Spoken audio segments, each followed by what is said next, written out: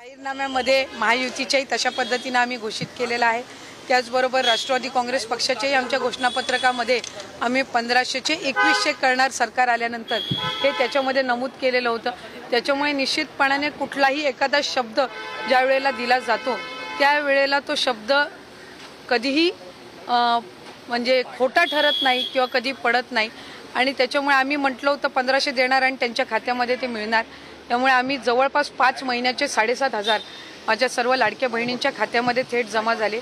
तशाच पद्धतीने आता 2100 तर आहेच, पण त्याचबरोबर ही अधिक योजना प्रभावीपणे राबवणं आणि महिलांना आर्थिकरित्या त्या योजना आणखी सक्षमपणे राबवून त्यांना त्या ठिकाणी यशस्वी करणं याकडे आम्ही जास्ती लक्ष केंद्रित करणार आहोत।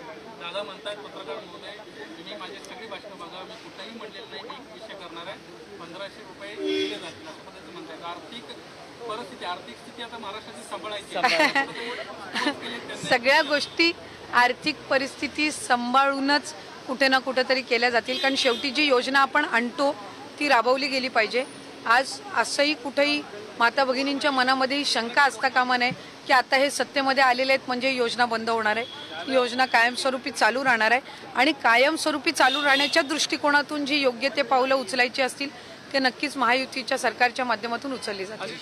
बहुत अच्छी जीत आपको मिली है, पार्टी को मिली है, जब जिम्मेदारी भी उतनी बड़ी 1500 कहा था, अब जिम्मेदारी 2100 देने की है लाडली बहनों को। क्या वो सारे आर्थिक गणित देखा जाए या फाइनेंशियल डिसिप्लिन वो पॉसिबल हो पाएगा? जी बिल्कुल, जब इतनी बड़ी सफलता जो है वो महायुति को मिली है तो हमारी जिम्मेदारी भी बढ़ती है। आज मुख्यमंत्री एकनाथ जी शिंदे सर है, उप मुख्यमंत्री फडणवीस सर है और अजीत दादा है, हमारे सारे तीनों भी पार्टी के जो प्रदेश के जो अध्यक्ष है वो है। तो हम ज़्यादा से ज़्यादा यही प्रयास करेंगे कि हमारी जो योजनाएं हैं वो लोगों तक और पहुँचे और जिस मुद्दों पे हमने ये चुनाव लड़ा है वो डेवलपमेंट का मुद्दा था। तो आज डेवलपमेंट के मुद्दे पे जब हम ये चुनाव लड़ रहे हैं, हमारी जो स्कीम्स है वो हम लोगों तक पहुँचा रहे हैं, तो हमारी ये जिम्मेदारी बनती है कि ज़्यादा से ज़्यादा जो हमारा राज्य है वो डेवलपमेंट के इसमें ही क्षेत्र में ही ज़्यादा से ज़्यादा जाना चाहिए और हमारे यहाँ पे और ज़्यादा इंडस्ट्रियल सर्किट बढ़ना चाहिए और ये योजनाएं हैं जो अच्छे से हमें ग्राउंड लेवल तक पहुँचानी है और इसी सब चीज़ों पे हम ज़्यादा कॉन्सेंट्रेट करेंगे। Thank you.